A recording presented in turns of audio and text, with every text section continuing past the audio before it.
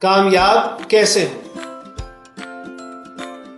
آپ کامیاب ہونا چاہتے ہیں تو سب سے پہلے طے کریں کہ آپ کرنا کیا چاہتے ہیں۔ آپ میں کس چیز کی صلاحیت ہے؟ آپ کیا کر سکتے ہیں؟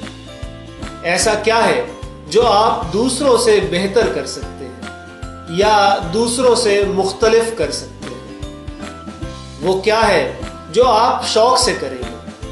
آپ میں خوبی کیا ہے اور آپ کی خامی کیا ہے؟ اپنی خوبی کو آپ کیسے مزید بہتر بنا سکتے ہیں؟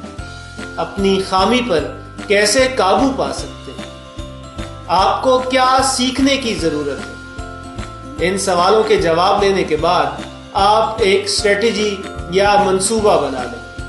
کوئی ایسا کام کریں جو آپ کو آتا ہے یا جس میں آپ ماہر ہیں۔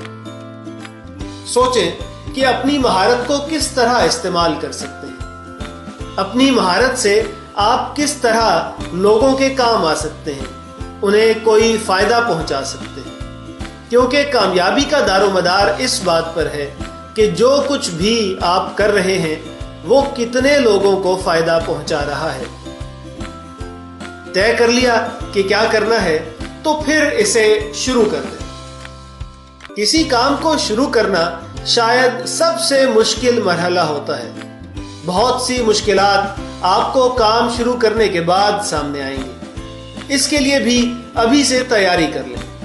ان مشکلات پر قابو پائیں اور ان سے سیکھیں۔